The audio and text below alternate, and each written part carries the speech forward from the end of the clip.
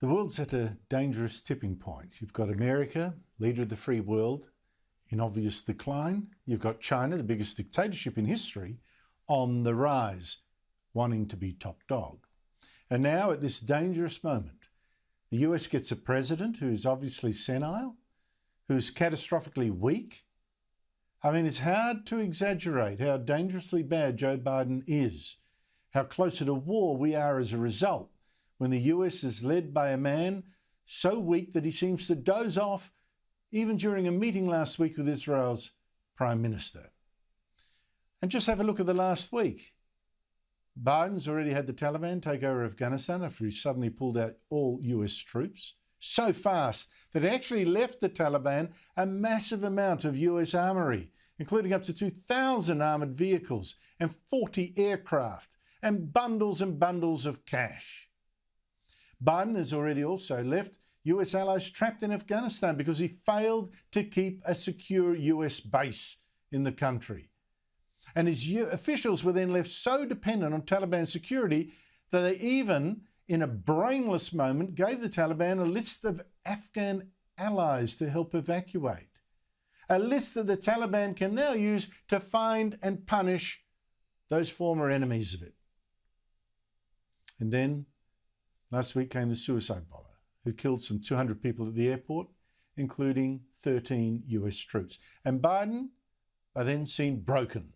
In his press conference after that tragedy, he even had the shame to hide behind his dead son, Beau, falsely implying that his son's war service had caused his fatal brain cancer. So, as a result, Biden then knew what those grieving families were going through, what it was to lose a son in action. When he came home after a year in Iraq, he was diagnosed, like many coming home, with an aggressive and lethal cancer of the brain. We lost. You get this feeling like you're being sucked into a black hole in the middle of your chest. There's no way out. Now, when he finished that self-pitying, meandering, flustering kind of press conference, Joe Biden actually had to be told by his minders what next to say to the journalists there. Ladies and gentlemen, they gave me a list here. The first person I was instructed to call on was Kelly O'Donnell of NBC. Where is this man's mind? Here's the final insult.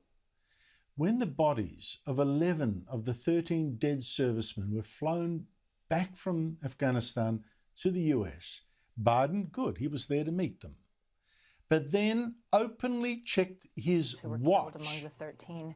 As if he'd had better places to be. I mean, maybe bed for another nap. Now,